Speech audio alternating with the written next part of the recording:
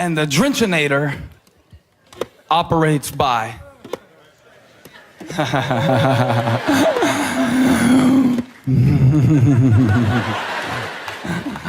I'm praying about whether to follow through on this illustration. And I hear the Lord say, yes! I heard him say, go for it. So what God did when he sent his son, and this is why we get excited in church, and this is why tears fill our eyes when we think about Jesus, and this is why the gospel is still good news in the world today, because God broke the law for love. I said to every sinner, God broke the law for love. I am all in favor of inviting lost people to come to church to hear the preaching of the gospel. Now, that having been said, we must keep in mind that church is not for lost people.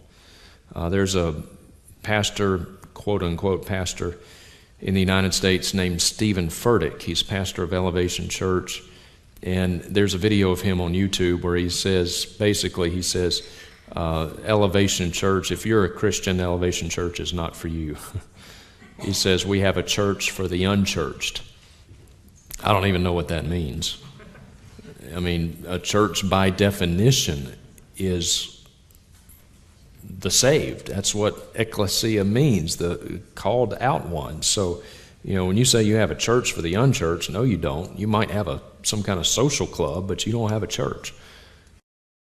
This is Wretched Radio. The voice that you are hearing is the very smooth stylings of Pastor Stephen Furtick.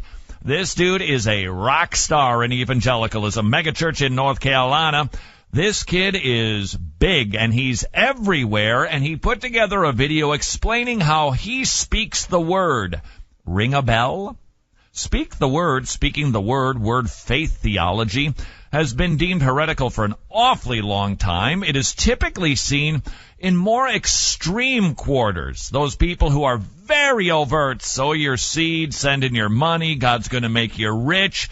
Just remember that when you go out to the parking lot to your busted up Pinto. It's coming. This is going to be the year, the season of blessing. It's going to rain down from heaven this year. Just keep giving. This is Stephen Furtick. A lot of us have said, boy, this guy's starting to bend more to word faith theology. One of his favorite preachers, in fact, I think he says T.D. Jakes is his mentor. That's right. T.D. Jakes is one of his favorite preachers. So he must spend some time following after T.D. Jakes. So now, as we listen to Stephen Furtick, let's ask ourselves the question, if this is what one of the disciples is preaching, what do you think the master is teaching? Hey! Who played that? Stephen Furtick, in a very subtle way, is preaching basically word faith theology. What he's describing is kind of an updated little twist on it, kind of closer to the truth, but still on the wrong side of the line. He's describing in this video, and we get to see it happening. How exciting is that? How he goes about the business of touching his body in different parts and then speaking words over it to activate his faith. The idea of speaking God's word is really foreign to a lot of us. I didn't grow up hearing about speaking God's word. That's because you went to a Baptist church when you were a kid, if I'm not mistaken. It kind of has a weird connotation for a lot of us. But no, it has a heretical connotation to a lot of us. I want to show you how practically I speak God's word every time before I go out to preach. I have a ritual that I go through, and I'm pretty superstitious about it. I actually will not go out and preach until I've gone through this ritual. The book is called Greater, and it's about dreaming bigger. Stephen Furtick is his own brand, profiting from book sales and paid personal appearances around the world. And people are asking me, like, are you really going back to Australia again? So the pastor keeps making more money and more money and more money. Now Stephen Furtick is spending a lot of that money on a 16,000 square foot house. It has 7.5 bathrooms. Building permits put the contract value of the house alone just shy of $1.4 million. The land cost another $325,000 for a total cost of more than $1.7 million.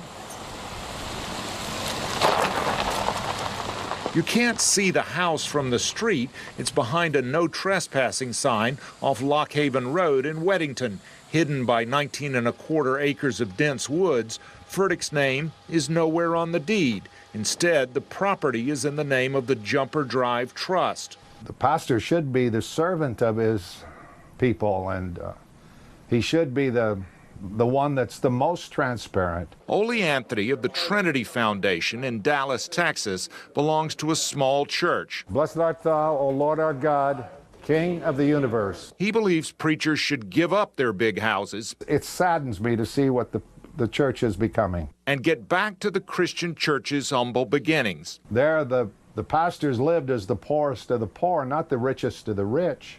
For 7 weeks, we've tried to talk to Stephen Furtick about his multi-million-dollar home. We've sent emails, made phone calls, sent a registered letter, even made one face-to-face personal appeal. He's always declined. I call it the gospel of accommodation because it's adapting and adjusting the gospel to appease and attract sinners. This gospel accommodation is primarily an American cultural invention to ease our lifestyle. It appeals primarily to white America, rich and prosperous. It was invented out of hell itself. This new gospel is sweeping America and the nation. It's influencing ministers of every denomination. It's giving birth to mega churches. Some of the largest churches in the United States are involved in this gospel. It's a non-confronting, convenient gospel, adapted. It is spoon-fed to the congregation by skits, humorous skits and drama, short, non-abrasive, 20-minute messages, and it's all called seeker-friendly. They are springing up now overnight, and suddenly thousands attend. This new gospel is being propagated by bright, young, intelligent, talented ministers. They came upon a formula by which you can go into any city in any town and almost overnight build a mega church. It's becoming the most prosperous, most flourishing of all religious movements in the history of America. The churches are run like corporations. The pastor's a CEO, chief executive officer. And it's big business. And this formula is now being cleverly packaged, and it is now being pushed in seminars all over the United States. It sounds good. What they say sounds very good. It sounds spiritual in its goals. It sounds like Jesus is the central theme.